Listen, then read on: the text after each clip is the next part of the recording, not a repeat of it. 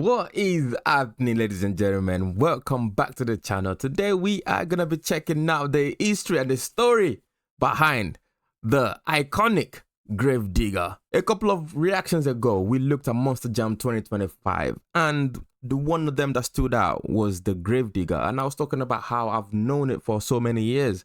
It will be nice now for me to understand better what Gravedigger is all about. So let's jump right into it. It's the biggest, baddest, most iconic truck in the world, and the only car on Bumper to Bumper that I'm terrified to start. So how did something with such humble beginnings get to what you see behind me?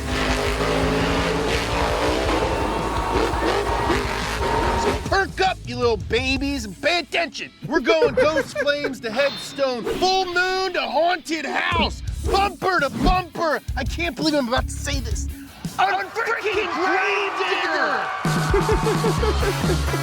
I think he is a little bit excited, just a little bit.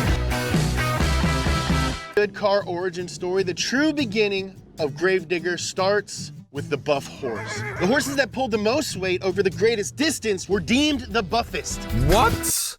That was a competition, just horses pulling weight. Once the tractor came along, these competitions naturally transitioned from testing the power of horses to testing the power of tractors. And the motorsport of tractor pulling was born.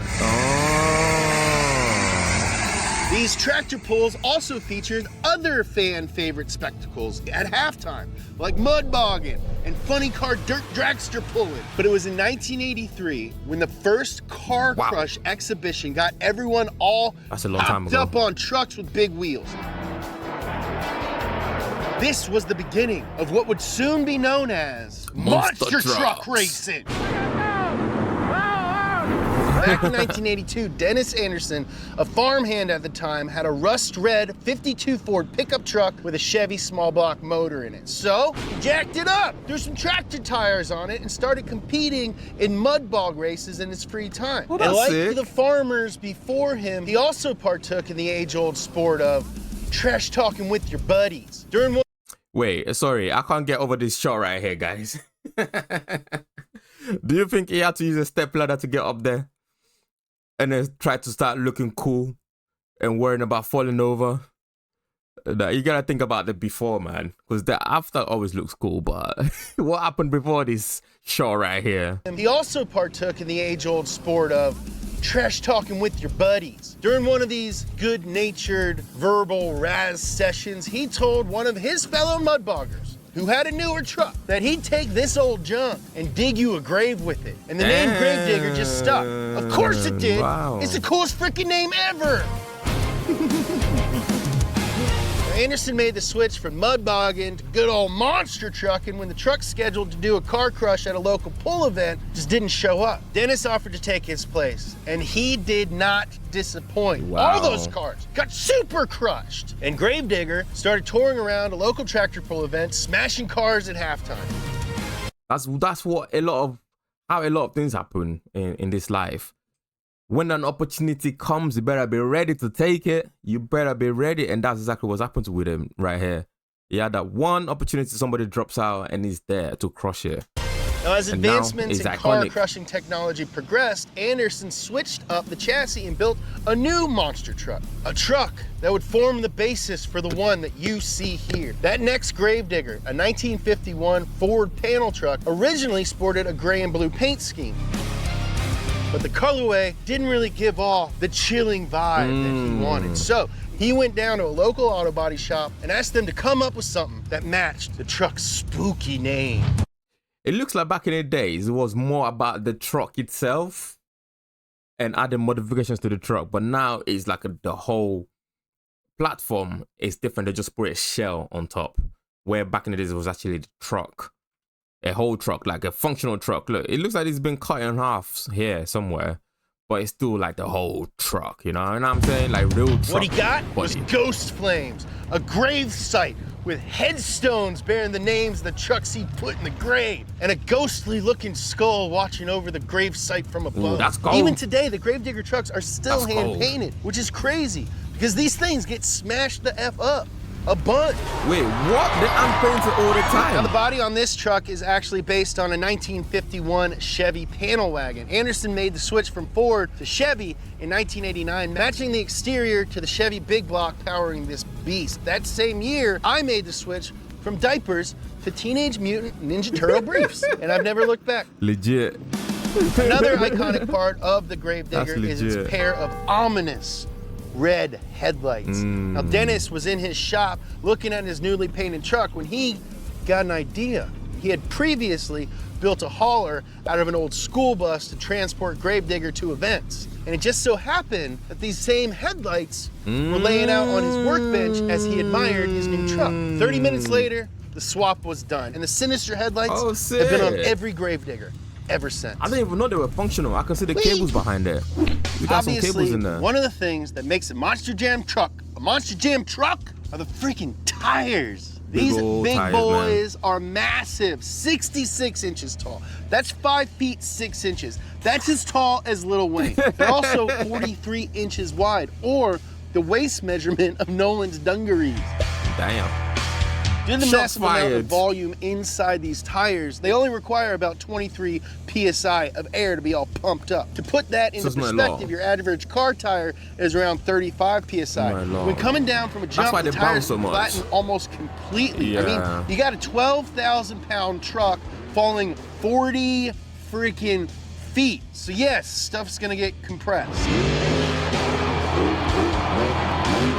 The total weight of these massive wheels and tires is about 645 pounds each. And they also always look like they all have this BKT sponsor on all the tires from the video we watched in the last one.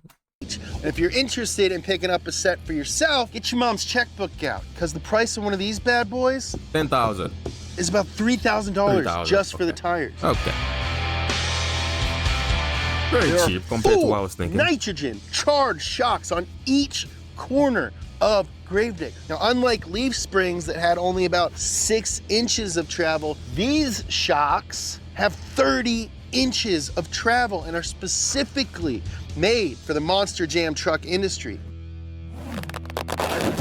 The chassis of this digger is nothing like the original Chevy panel wagons. In the early years of car crushing, drivers like Anderson had to worry about bending and breaking their frames. Put on bigger wheels? Great, now you break your friggin' axles. Put on bigger axles? Now you need a beefier frame. That added more weight, so now you needed more power, baby! And the cycle continued, eventually getting to the point where even a reinforced truck frame needed to be stronger but also lighter for performance sake. I mean, these friggin' things do jumps.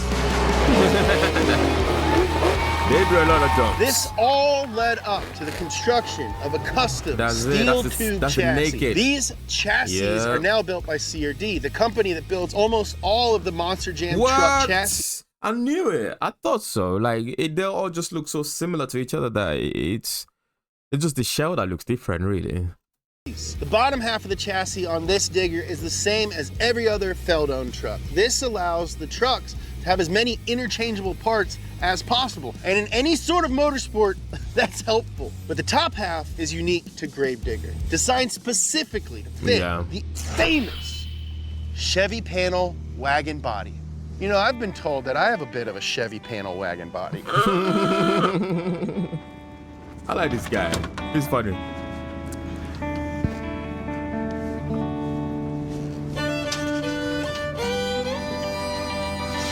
Yeah, he's not wearing the SpongeBob well, no, Ninja Turtles, he said, no?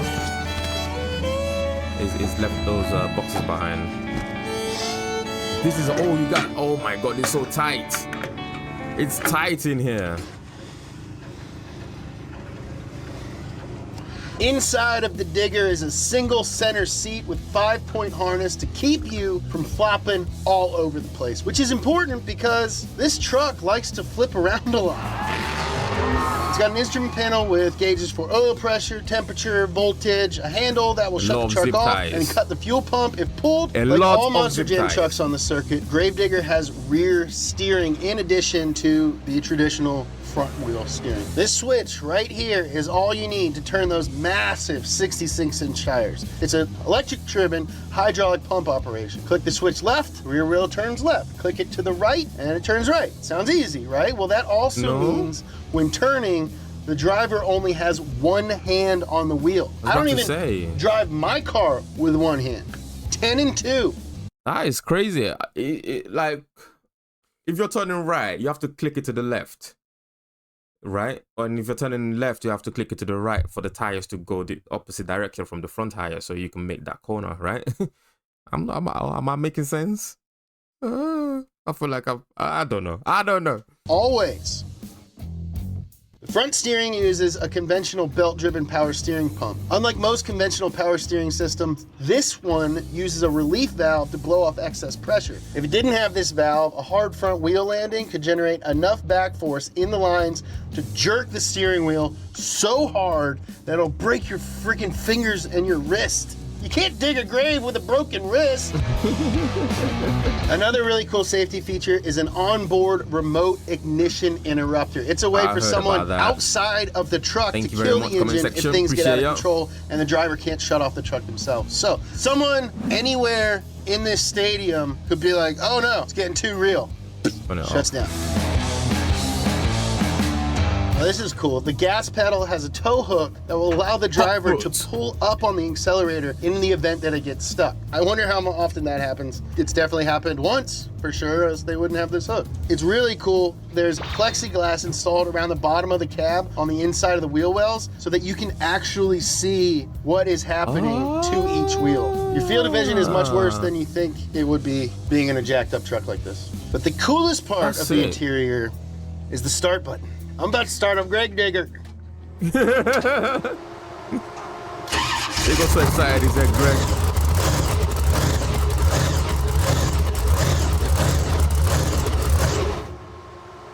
The dude just turned it off with a walkie.